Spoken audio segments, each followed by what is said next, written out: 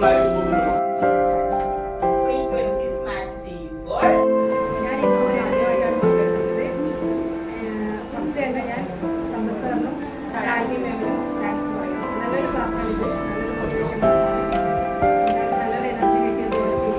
ഇന്നത്തെ ഈ ട്രെയിനിങ് നല്ലൊരു എനർജിയിലെ ട്രെയിനിങ് ആയിരുന്നു. ഇതുവരെ കിട്ടാത്ത ഇന്നത്തെ ഒരു വർക്ക്ഷോപ്പ് നമുക്ക് ഇതുവരെ കിട്ടിയിട്ടില്ല.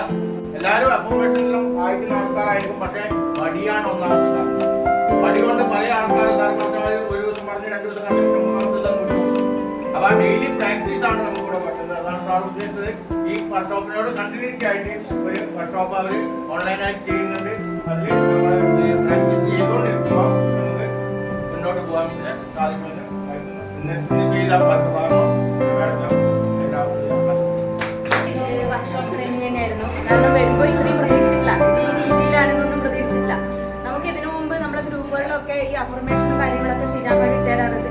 അപ്പോൾ എന്താ പറയാ, അത് ചെയ്യാറുമുണ്ട്. സാറ് പറഞ്ഞതുപോലെ ആ കാര്യങ്ങൾ നമ്മൾ ചെയ്യുമ്പോൾ നമുക്ക് കിട്ടും എന്നല്ലാണ്ട് നമ്മളത് നിർത്തുമ്പോൾ അതിന്റെ കാര്യങ്ങളൊന്നും മനസ്സിലാക്കിയിട്ടല്ല ആ വേർഡ് പറഞ്ഞതെങ്കിൽ പോലും അത് നമ്മൾ ദിവസവും മോർണിംഗിൽ ചെയ്യുമ്പോൾ അതിന്റെ ഗുണങ്ങൾ അട്രാക്ഷൻ നമ്മളിലേക്ക് വരുന്നുണ്ട് എന്ന് തോന്നിയിട്ടുണ്ട്.